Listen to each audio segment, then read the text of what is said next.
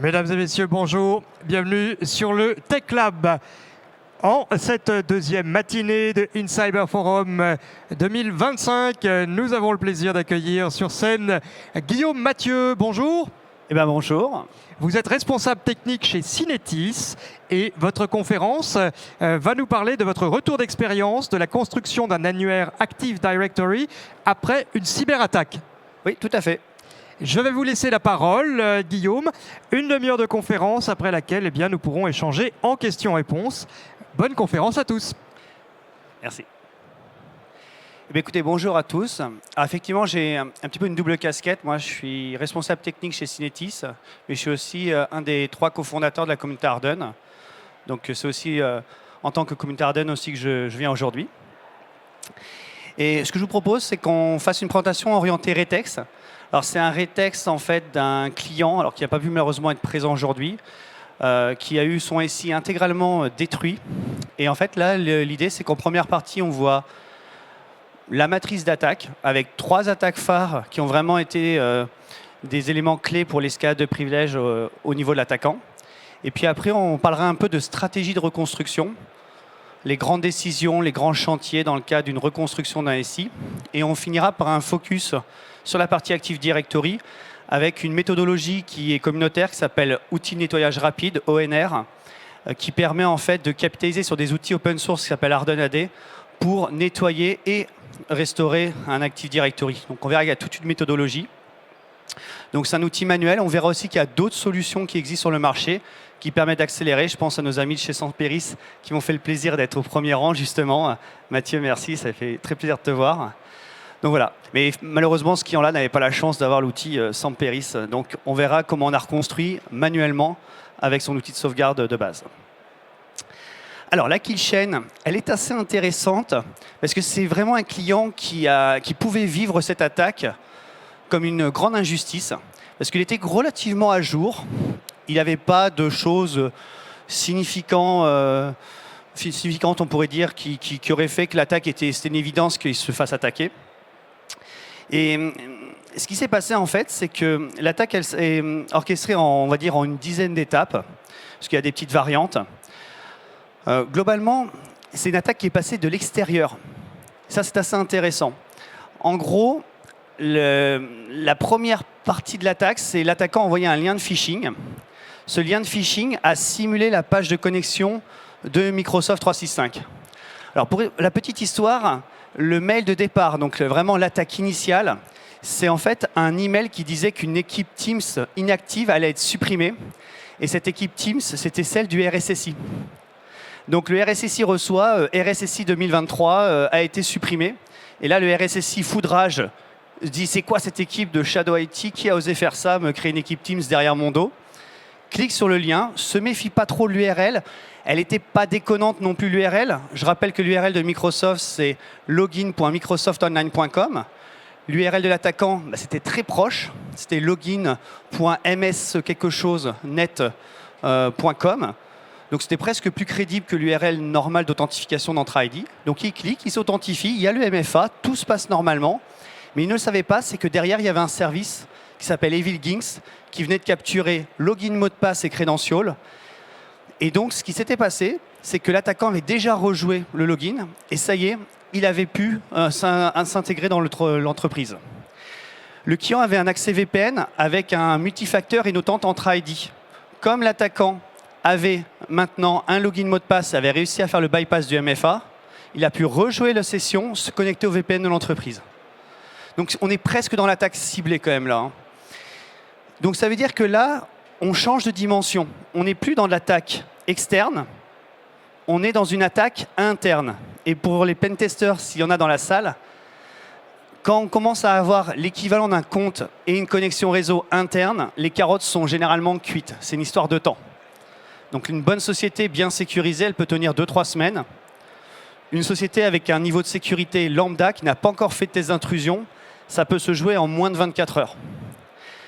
Pour information, chez Synetis, on donne même des consignes aux auditeurs, des fois de ralentir quand ils ont trouvé au bout d'une heure ou deux l'escalade vers domaine admin. Pour pas vexer le client, il ne faut quand même pas non plus déconner. Donc voilà, c'est pour vous dire à quel point ça peut aller vite. Certaines attaques, c'est de l'ordre de l'heure. Je crois que le record chez nous, c'est 24 minutes pour être domaine admin. Donc, une fois qu'il y avait cette attaque-là, qu'est-ce qui s'est passé? Le client, en plus, il avait démarré une démarche un peu tiering AD, donc il avait commencé à mettre en place, c'était pas finalisé. Mais ce qui s'est passé, c'est qu'il avait une PKI ADCS. Et il n'avait pas encore eu le temps de s'orienter là-dessus. Donc on verra, j'ai la démo de l'attaque juste après.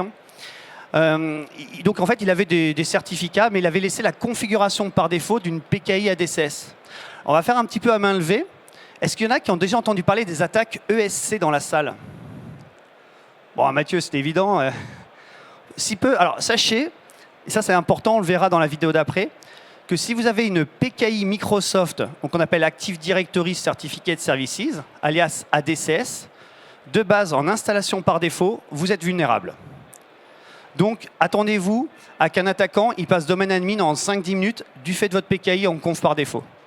Donc là vraiment, s'il y a une thématique à retenir, les attaques ESC. Je vous invite à taper sur Google, vous tomberez sur de super sites comme la recette de l'attaquant, The Hacker is IP, d'un confrère de la communauté justement. Et c'est vraiment important de bien savoir tout ça, parce que l'attaque, c'est vraiment escalade direct domaine admin. Et on verra que la vuln, c'était la ESC1. Donc une fois qu'il avait fait ça, donc il a pu faire sa reconnaissance. Bon, il est tombé rapidement domaine admin puisqu'il avait la vuln ESC1, mais il a quand même fait les autres étapes. On l'a vu quand la kill chain a été reconstituée. Donc il a fait d'abord de la reconnaissance, il a vu qu'il y avait quelques serveurs bas à jour. Donc il aurait pu prendre un peu de temps avant d'arriver domaine admin, mais lui, il a pu passer direct domaine admin grâce à l'attaque ESC1. Donc là, on a l'étape 6 que vous voyez actuellement sur la slide. Et en fait, la question après, c'est qu'il s'est dit, c'est bien la D, mais le cœur du métier de la boîte avait déjà migré dans online, c'est-à-dire dans tout ce qui était en mode SaaS, donc typiquement dans SharePoint Online, Exchange Online, etc. C'était là où il y avait de la data intéressante. Par manque de chance, là, on avait un attaquant relativement bien formé, on va dire, à la SecOps, puisqu'il savait qu'il y avait un serveur de synchro qui s'appelle donc Azure AD Connect, alias Entra ID Connect.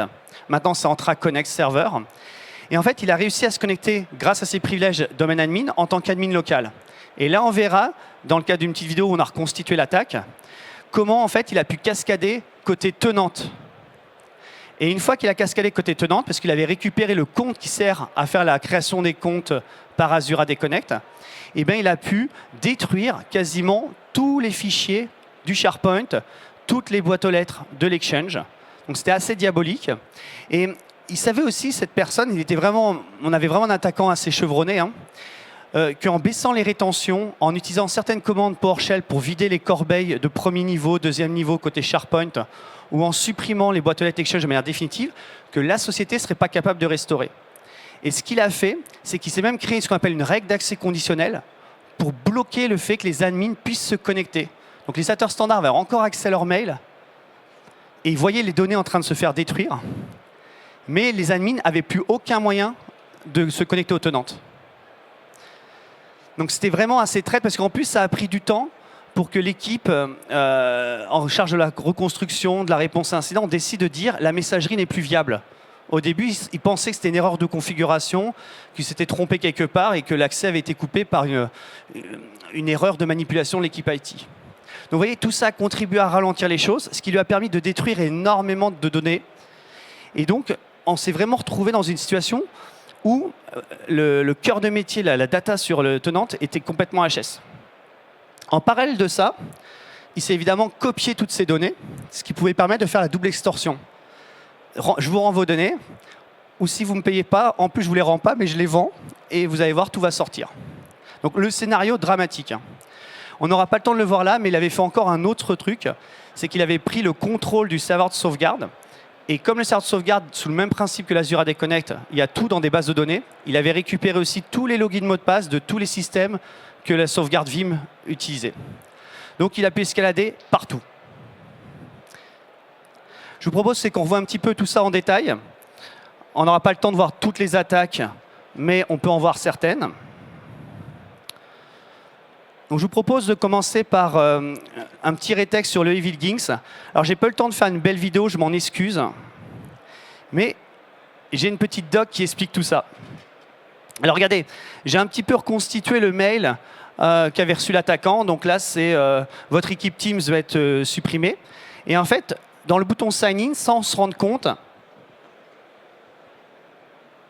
Voilà, là, on va le voir mieux. On voit que ce n'est pas tout à fait l'URL de l'attaquant. Alors, c'est moi qui ai recréé ce domaine-là. Donc, je me suis acheté le domaine ms365.fr. Donc, je rappelle que l'URL d'origine, login.microsoftonline.com. La nouvelle URL, login.ms365.fr. Alors, ça, ce n'est pas celle de l'attaquant, c'est la mienne. Hein. Moi, je propose aux mains levées, quelle est l'URL la plus crédible hein. Je demande. Je ne sais pas, peut-être, qui vote pour la mienne? Oh, vous n'êtes pas sympa, hein. Ah, bon, quand même un petit peu, quelques votes. Bon, alors comment ça marche chez Evil Ginks? En fait, vous activez des services. Alors, c'est des captures un peu anciennes, ça. Là, il y a des nouvelles versions qui sont encore plus performantes. Mais globalement, dans l'outil, on active en fait la page, le type de page qu'on veut sur lequel on veut faire du phishing. Donc là, j'ai sélectionné notre ami Office 365. À partir de là, ce qui va se passer, c'est que quand l'utilisateur va se connecter, je vais récupérer en fait le login, le mot de passe. Et en fait, comment ça marche? Parce qu'il y a le MFA, ça devrait nous protéger. Ben, pas du tout. À chaque fois, l'attaquant qui a Evil Ginks rejoue la séquence d'attente. Donc, vous m'envoyez votre login mot de passe parce que vous êtes connecté à ma page web. Je fais la même action, mais légitime avec la bonne URL côté Microsoft 365. Ce qui se passe, c'est que Microsoft, il vous envoie à vous le prompt. Parce que c'est votre téléphone qui est renseigné, pas le mien. Ben, vous acceptez, mais comme il y a une séquence qui fait que vous devez aussi me renvoyer le cookie, eh ben, je récupère le tout. Et donc, vous avez validé le MFA, mais comme vous voulez vous connecter, ce n'est pas du MFA fatigue, c'est une demande MFA classique, normale. Donc, vous faites valider toute l'expérience d'authentification, et moi, je récupère login, mot de passe et le jeton. À partir de là, avec ce jeton-là, je peux utiliser un petit outil donc, qui est terrible, hein, qui s'appelle Cookie Editor, je crois, sous Chrome. Voilà, c'est cet outil-là. Et en fait, je réinjecte tranquillement votre jeton. Et bingo, je suis connecté. Donc ça, c'est l'attaque Evil Ginks. Vraiment, retenez-le. Désolé de ne pas avoir eu le temps de faire la vidéo complète, mais c'est quelque chose qui est assez diabolique. Donc grâce à ça, l'attaquant, il avait réussi à récupérer un accès à la fois au SI, depuis l'intérieur, donc c'est-à-dire il a pu se connecter en VPN, mais il avait aussi accès à la messagerie et il pouvait commencer à faire du phishing avec une vraie boîte aux lettres. Alors maintenant, qu'est-ce qu'il a fait l'attaquant? Premier truc, c'est qu'il a lancé tout un tas d'outils, les Pink Castle, les Purple Knight, il les a détournés. Au lieu que ça devienne des outils de défense, c'est devenu un outil d'attaque pour voir où étaient les vulnérabilités. Bon, il a vu que globalement le parc était pas mal à jour, donc il a changé d'optique, il est plutôt parti sur la PKI ADCS. Il s'est dit, il y a de la DCS, avec un peu de chance, conf par défaut.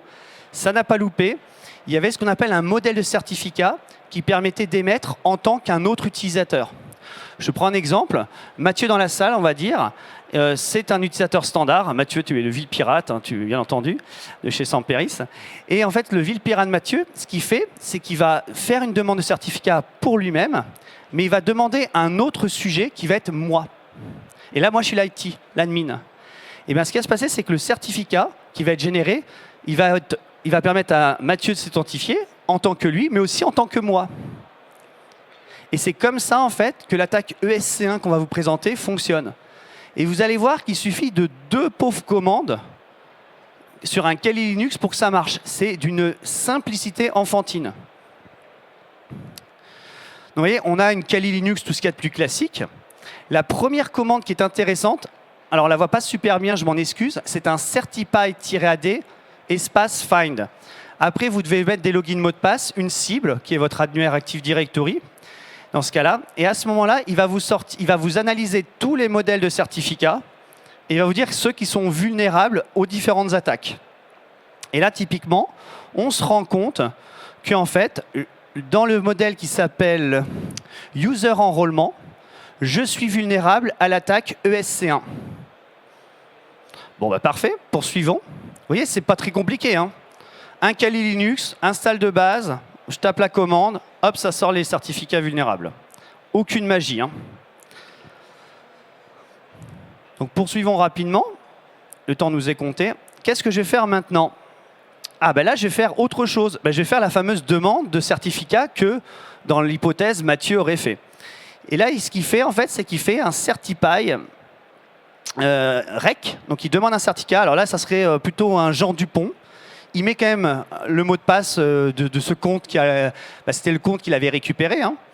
Et derrière, il dit « Ok, mais je veux récupérer un certificat de ce type-là. » Et là, bingo, à la fin, il dit aussi que je veux l'UPN administrator@certif.lan. Donc dans le cas, l'administrator@certif.lan, c'est moi. Et là, c'est parti, il récupère le certificat. Et bien puis après, il n'a plus qu'à faire une authentification avec le certificat. Donc c'est ce qu'on appelle vulgairement l'authentification par carte à puce. Hein. On peut l'utiliser avec des petits YubiKey par exemple pour stocker les certificats. Et derrière, on fait une autre commande, certify-ad authent.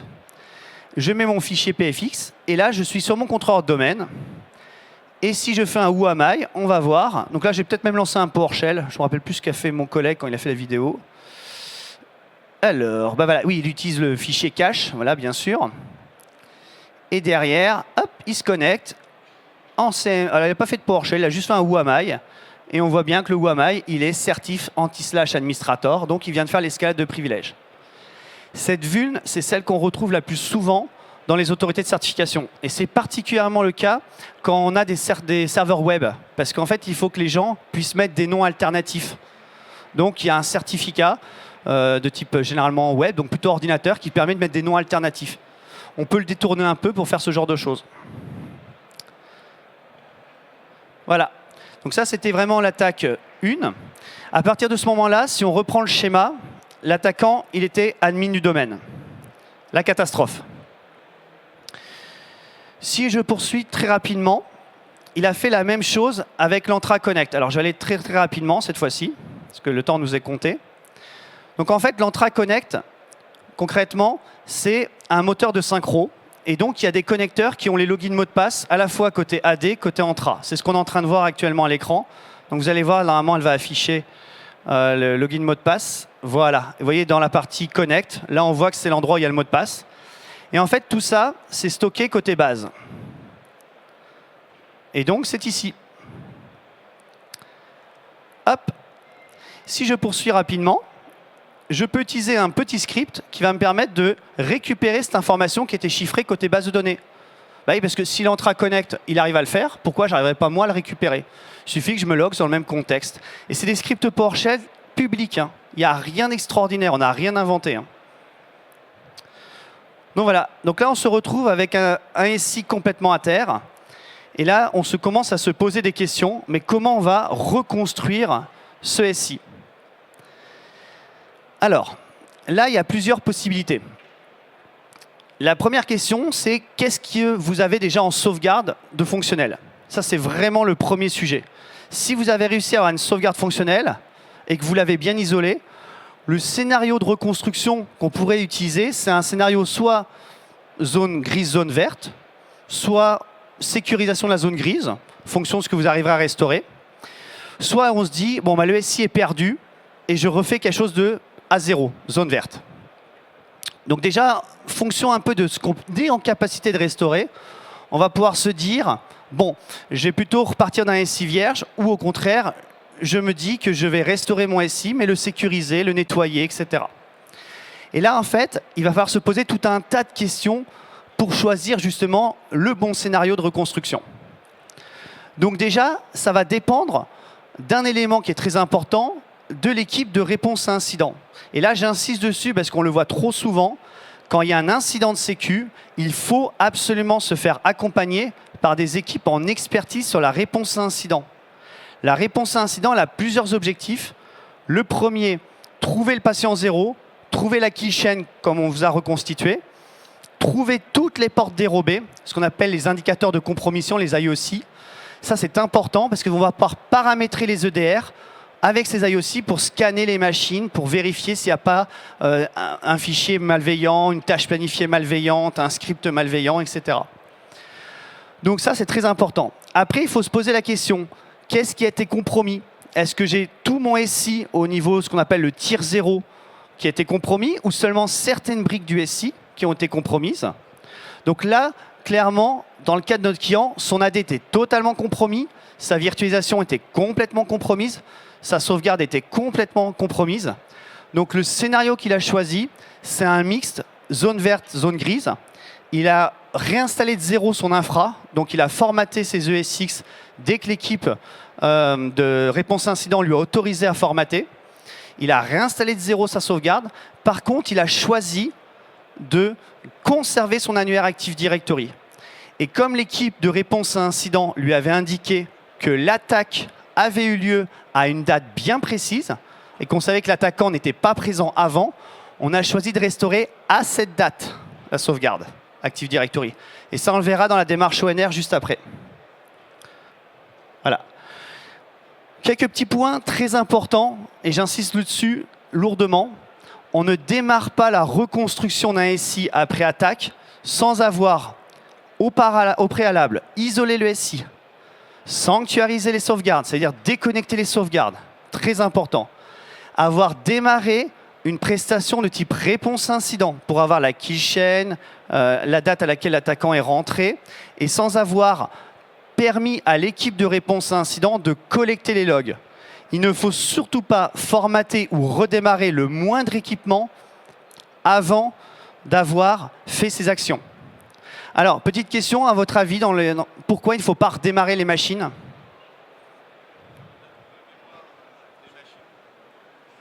Faire un dump mémoire des machines pour collecter des informations. Exactement. En fait, très souvent, il y a encore les clés de chiffrement qui sont en mémoire, il ne faut surtout pas les perdre. Voilà. Donc là, dans ces slides-là, j'ai mis quelques exemples de reconstruction. On va un peu manquer de temps, donc je vais avancer. Et je vous propose, c'est qu'on rentre dans le sujet de la reconstruction de l'Active Directory. Maintenant, comment ça a été reconstruit? Donc, malheureusement, notre entreprise, elle n'avait pas d'outils spécialisés pour la reconstruction rapide d'annuaires type Samperis ADFR ou autres solutions de chez Quest, par exemple. L'idée, c'est qu'on a dû prendre une démarche, donc c'est même qui avait participé à cette reconstruction, qui a été d'abord de restaurer l'annuaire AD dans un environnement isolé, mais on l'a restauré à une date antérieure, en fait, à l'attaque. Donc on avait à peu près 2 semaines de retour arrière à faire. Ce qu'on a fait, c'est qu'à ce moment-là, on est quand même parti du principe de précaution. On a désactivé complètement toutes les GPO. Aucune GPO n'a été restaurée. C'est-à-dire que quand on a nettoyé l'environnement une première fois, en fait, on a mis un contrôleur domaine, on a supprimé toutes les GPO. C'est même pas désactivé, on les a carrément supprimées, exportées bien entendu avant, hein, mais on les a toutes supprimées. Et après, ce qu'on a fait, c'est qu'on est allé dans une démarche où on a créé des nouveaux contrôleurs domaine, ce qu'on appelle les pivot in, pivot out. Donc on avait le contrôleur domaine qui aurait potentiellement été compromis si l'attaquant était présent avant même qu'on le pense. Donc on a pris un premier contrôleur domaine, on l'a promu, toujours en environnement isolé. À ce moment-là, ce qui s'est passé, c'est donc qu'on a réinstallé, l'annuaire a été répliqué, tout s'est bien passé. Dès que ça s'est fait, on a supprimé le pivot, enfin la machine d'origine qu'on avait restaurée. L'intérêt de faire cette action, on ne pouvait avoir aucune tâche planifiée, aucun service malveillant qui pouvait remettre une porte dérobée. Et les GPO qui auraient pu être infectées avec des scripts malveillants ou autre chose, hein, elles étaient déjà supprimées, donc pas de sujet. On a quand même par précaution mis un deuxième contrôleur domaine qu'on appelle le pivot out. Et celui-là était aussi en environnement isolé. Puis on a supprimé le pivot in. Et enfin, on a rebranché le pivot out à la production. Alors là, il nous est arrivé une petite vacherie. Le client avait souhaité, parce qu'ils étaient dans un environnement industriel, conserver une grande partie de son SI industriel allumé, parce qu'il y avait des usines qui tournaient. L'annuaire de prod, à ce moment-là, il était toujours en train de tourner pour que la prod tourne. Il était infecté, mais cet environnement isolé, on avait coupé les flux réseau. Donc ça tournait on va dire en interne, en réseau interne. On restaure l'annuaire AD sur la prod. On a évidemment au préalable débranché l'ancien annuaire. Donc on a fait un switch d'annuaire. C'est pas facile avec le micro, j'aurais bien aimé faire ça. Mais on a débranché l'ancien annuaire et on a remis une copie nettoyée sur la production. Et là, on a eu un petit souci. C'est qu'en fait, on a eu quelques serveurs applicatifs qui ne pouvaient plus contacter l'annuaire AD. Et oui, parce que les comptes ordinateurs, qui sont le secret entre une machine membre domaine et contrôleur domaine, ont changé de mot de passe entre-temps. Donc par chance, en fait, ce qu'on a fait, c'est qu'on a un petit script côté Synetis qui nous permet d'utiliser un outil qui s'appelle Death Internals. C'est un outil plutôt orienté attaque. Et en fait, on a restauré le mot de passe du compte ordinateur à la date où il y avait l'annuaire qui avait été compromis présent. C'est-à-dire que j'ai exporté la dernière version sur l'annuaire compromis qu'on a venu de débrancher de ces machines et on l'a restauré avec Death Internals, la valeur du mot de passe. Une fois qu'on a réussi à remettre les machines fonctionnelles, on a relancé des changements de mot de passe avec un outil qui s'appelle NetDOM et là, tout est reparti correctement. Mais sachez que vous pouvez utiliser des outils d'attaque pour restaurer les mots de passe des comptes ordinateurs. Et c'est très, très pratique. Pour terminer un peu sur le sujet, il y a une petite astuce à savoir. Pour que ça fonctionne, il faut remettre un algorithme de dérivation de clés un peu vieillot qui s'appelle le RC4 HMAC en état. Et en fait, dans ce cas-là, tout fonctionne nickel. Donc ça nous a permis de faire repartir les chaînes de production sous 4 heures. Donc on a quand même eu 4 heures de perturbation. Il y avait à peu près un quart des machines qui ne marchaient plus. On n'avait pas eu beaucoup de chance. Voilà. Mais les mots de passe changent tous les 30 jours. Donc on restaure à 14 jours. Bon, c'était peut-être pas si mal que ça, un quart. Pour un petit peu continuer à avancer, dans le nettoyage, je ne vous l'ai pas précisé, mais toujours en environnement isolé, on avait commencé en fait à nettoyer tout ce qui était permission. C'est-à-dire qu'on avait supprimé les GPO, on avait supprimé tout ce qui était tâches planifiées, un peu bizarroïdes, mais on avait aussi commencé à regarder les permissions sur les OU. Et là, on avait vu qu'il y avait plein de permissions très bizarres. Alors, on ne savait pas si c'était de l'applicatif légitime ou non. Ce qu'on avait choisi de faire, c'est qu'on a tout supprimé. Donc, on est revenu à un annuaire sec. On avait gardé, en fait, finalement, que les ordinateurs, que les utilisateurs, que les groupes. Mais c'est ça qui est important à conserver dans un annuaire AD. Et pour pousser la démarche un peu plus loin, une fois qu'on a rebranché l'annuaire à la prod, alors il y a évidemment plein d'applis métiers non industriels qui ne fonctionnaient plus, puisqu'on avait gardé les quelques comptes de service orientés industriels pour qu'il n'y ait pas d'impact. Et là, ce qu'on a fait, c'est qu'on est parti en fait sur le déploiement d'une solution qu'on appelle Harden AD. Donc là, je vous montre le résultat d'un déploiement qui vient de se faire. Donc en fait, l'outil, donc il y a un outil open source. Alors on a un fork chez Synetis interne qui va plus loin que la version open source. En fait, ce qu'il fait, cet outil, c'est qu'il permet de créer une nouvelle topologie d'unité d'organisation. Vous voyez, on a toute une organisation avec du tiering en place, des comptes T0, des comptes T1, des comptes T2. Il met aussi en place plein de délégations d'administration pour que tout ça fonctionne. Et globalement, il vous crée des nouvelles OU. Donc là, on a commencé une nouvelle étape du projet dans la démarche de reconstruction. C'est qu'à chaque fois qu'on restaurait un serveur à une date antérieure à l'attaque, au lieu que ça soit dans l'ancienne OU, qui était par exemple dans notre exemple Harden, on va dire c'est là où il y avait toute la prod, on remettait les machines dans les nouvelles OU avec les bonnes permissions et enfin on supprimait après, une fois que cette action de migrer toutes les ressources existantes était faite, on supprimait toutes les anciennes OU. Donc au final, le client, à la fin, il s'est retrouvé avec un annuaire qui était propre parce que tout l'historique GPO, OU a été supprimé, toutes les permissions bizarres ont été supprimées, il ne restait que les comptes ordinateurs, les utilisateurs et les groupes. Pour les GPO de prod, on les a restaurés après analyse manuelle. Donc on était sur un lab, on les a d'abord importés sur un lab. Il y a quelqu'un de l'équipe IT du client qui les a analysés une après les autres. Tout ce qui était script, tâches planifiées, supprimé par principe de précaution. On a gardé que les réglages. Et au final, ça s'est bien passé. 2 ans après, le client ne s'est pas fait réattaquer. Donc on suppose que quand même, ça a bien marché. Pour qu'on voit un petit peu le positif de l'attaque pour le client, ça faisait très longtemps en fait qu'il cherchait à mettre en place du tiering et qu'il cherchait à durcir. Et en fait, grâce à l'attaque indirectement, il a pu implémenter toutes les fameuses mesures de sécu du CS benchmark, des référentiels Microsoft pour les bonnes pratiques. Et en fait, ça se traduit par des petites GPO. Généralement, c'est une GPO plutôt par mesure qui ont un peu d'impact. Et là, vous voyez cet exemple-là, cette GPO, par exemple, elle coupe un protocole très dangereux qui est le protocole multicast DNS. Les attaquants adorent ce protocole-là pour récupérer des logins mots de passe standards. Et en fait, il y a des outils comme CrapMapExec qui exploitent extrêmement bien ce protocole-là. Et donc, là, la petite GPO, ce qu'elle fait, c'est qu'elle désactive ce protocole-là. Et en fait, il faut comprendre que sous Windows, il y a à peu près une trentaine de services, trentaine de protocoles dangereux.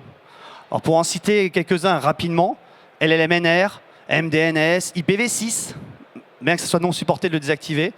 On a aussi les protocoles SSDP, on a même l'UPnP. Vous savez, c'est le petit protocole pour avoir, avec votre box, vous appuyez sur un bouton et vous avez un accès Wi-Fi qui est autorisé. On se demande ce que ça fait sur un Windows 10 ou un Windows 11 professionnel. Mais il y a encore plus drôle. Il y a les services Xbox, par exemple, sur un Windows 11 Pro et Enterprise. Donc tout ça, il faut désactiver, tous ces services, protocole NetBIOS. Donc vous avez à chaque fois une mesure de sécu. Et comment ça s'est passé? Parce qu'il fallait quand même faire repartir la prod. Le client a implémenté les mesures les plus évidentes et progressivement, il a implémenté une à une toutes les paramètres de sécu. Et c'est comme ça en fait qu'on a réussi à sécuriser complètement l'Active Directory de l'entreprise. Et enfin, une dernière mesure qui a pris, qui était très forte. À l'époque, ses admins avaient un seul compte AD et ça lui permettait d'administrer tout le SI. On a complètement arrêté ça. On a créé des zones d'administration. Donc on avait une zone virtualisation avec des comptes dédiés. Donc c'était du LESX, donc c'était des comptes dans l'annuaire vSphere.local. On avait la zone messagerie, donc là c'était des comptes d'Entra ID mais pas synchronisés, donc directement créés dans le tenant au niveau de l'Entra ID. On avait une zone sauvegarde, là la machine c'était en workgroup. On avait une zone bastion, ça pareil, on a carrément créé un annuaire AD dédié pour le bastion, pour séparer de l'annuaire de prod. Et en fait, en faisant cette segmentation, on s'assure que si jamais l'attaquant, un jour, il revient, il sera normalement bloqué dans un silo, donc une petite partie du SI. Voilà. J'en ai terminé de mon côté. Je pense que je suis normalement dans le timing. Impeccable. Je ne sais pas s'il y a des questions, ce que vous en pensez de cette approche. Oui. Alors pour le coup, les questions, on n'aura malheureusement pas le temps de les faire parce que la régie va devoir fermer. Mais en tout cas, on peut vous applaudir. Bravo, monsieur Mathieu. Alors, on va regarder ensemble si vous avez la possibilité d'échanger. Bien sûr, vous pouvez le faire sur scène. Malheureusement, ce ne sera pas au micro. En revanche, si vous avez des questions sur la captation qui vient d'être effectuée, n'ayez pas peur. À chaque fois, à la fin du forum, toutes les conférences sont enregistrées et sont sur la plateforme YouTube du InCyber Forum. Voilà. Et ce que je vous propose, pour ceux qui ont des questions, on est sur le stand de Synetis, je crois que c'est B06. Donc je vous invite à nous rejoindre et je me ferai une joie de vous présenter un peu plus en détail les retours d'expérience, le modèle de sécurité. Donc voilà, n'hésitez pas, Synetis, stand B06. Puis n'hésitez pas non plus à aller sur le stand de nos amis de Samperis, puisque c'est un sujet très lié. Voilà. Merci à tous, bonne pause déjeuner et à tout à l'heure où nous reprendrons les conférences à 14 h.